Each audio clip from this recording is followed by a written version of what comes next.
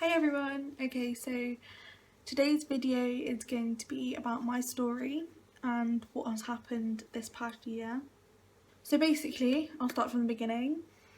A few days or a week after Christmas, I think it was, I found out that my nan had fluid build up in her lungs and was kind of ill with it. She was in bed, couldn't really move. Because I didn't understand how serious it was, I thought she'd just go to the doctors, they drain it and she'll be fixed kind of thing.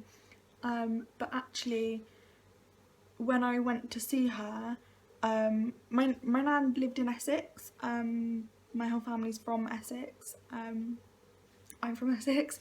And she still lived up there with quite a big part of my family actually live up there.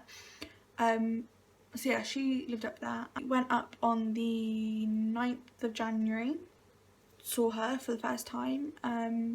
She looked in pain, she didn't look well. I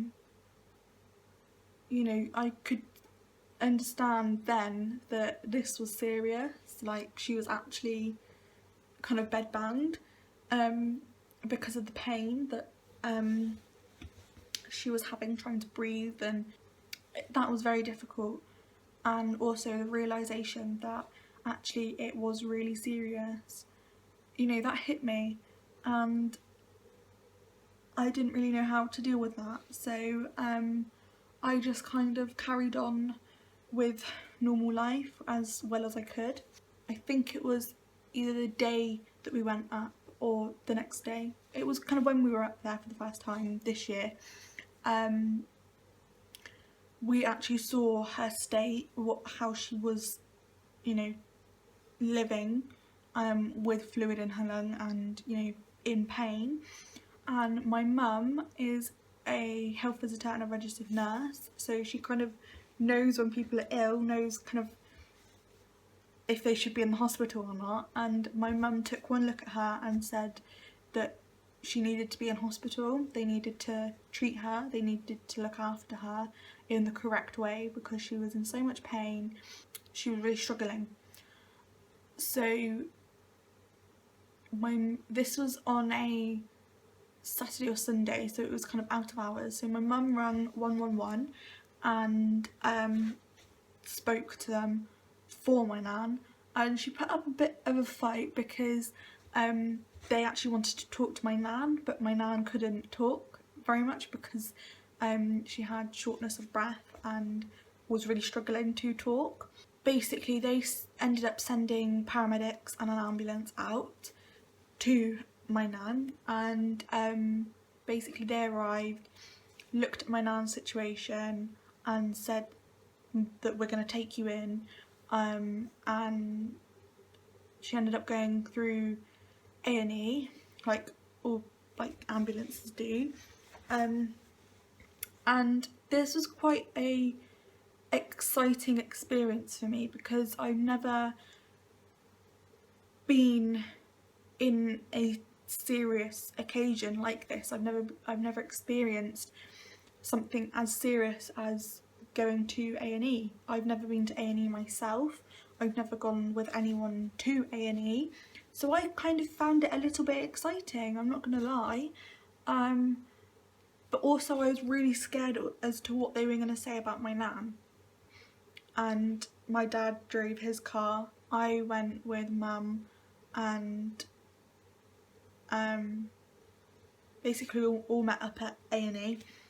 And then when my nan got a kind of one of those little side roomy things in A&E, waiting for the doctor to come and assess her, we were allowed in, so we went in to be with her, and the nurses took blood. They took her blood pressure, all of that, oxygen levels, heart rate, all of that. They did all of the important stuff. And then my nan's partner, my dad and my mum actually went outside, I think just to have a drink, have a break, I really wanted to stay with Nan, and I didn't want her to be alone, so I decided to stay.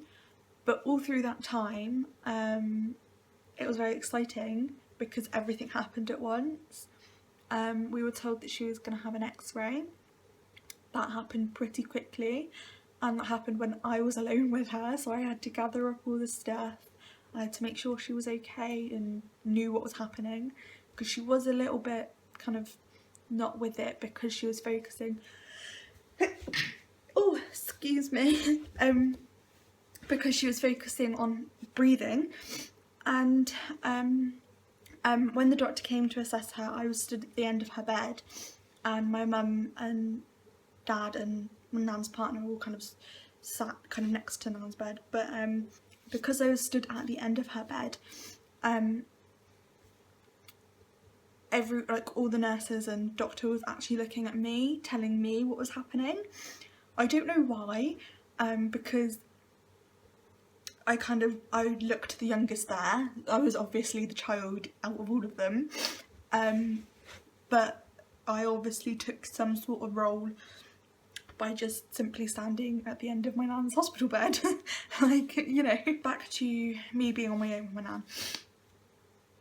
nan. I then tried to phone my mum, tell them that we were going through to x-ray. We then went through to x-ray, and my nan was left outside the room because she was on a gurney and didn't really want to move her, so they kind of wheeled her just outside the doors, and I set down everything, like all of the stuff. I set it on the kind of waiting chairs, and went and found my mum and dad and Nan's partner, and told them what happened while they'd been outside having a drink and all that. She then had her x-ray, and then she was admitted because she had a collapsed lung, and actually the doctor that assessed her said she shouldn't have been let home. She shouldn't have even, you know, the doctors shouldn't have let her home in this state. We need to admit her, kind of thing. So that was when she was admitted to hospital the first time, and they were actually going to biopsy this lump that was causing the build-up of fluid, and they actually did this on my birthday. My birthday was or is January 13th, so it kind of all happened pretty quickly. I think she went home on the 15th, a couple of days after my birthday. I've got some notes that I'm looking at. We then went up on the following day, I think, or the next following days we went up again, and saw her, spent time with her. It was kind of weird because my nan was okay at this point. She wasn't, you know, they were getting her pain medication right and, you know, all of that. So at this point she was okay, and actually she was okay enough to come downstairs and have pizza with us. And,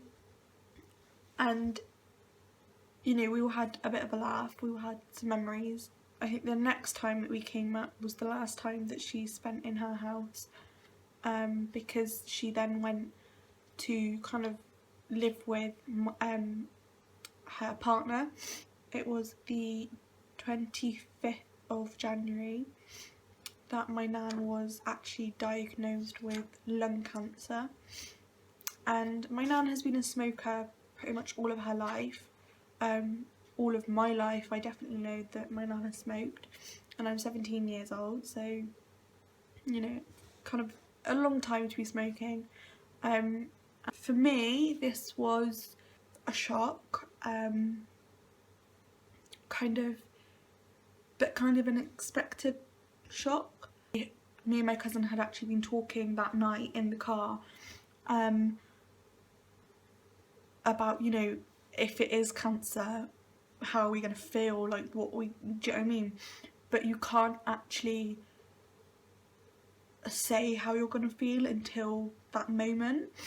They say that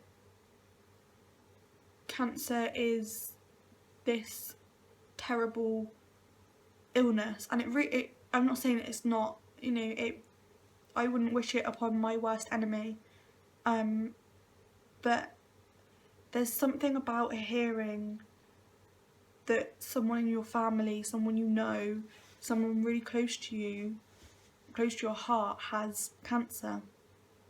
It's really difficult.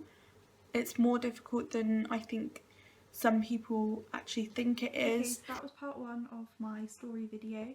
Part 2 will be coming either later on today or tomorrow. If you have any questions about today's video, then please contact me through social media. I really don't mind what you ask me within reason. But yeah, please don't be afraid to get in contact with me, and if you're going through maybe a similar thing, then I'd love to hear your story, so get in touch. Okay, bye!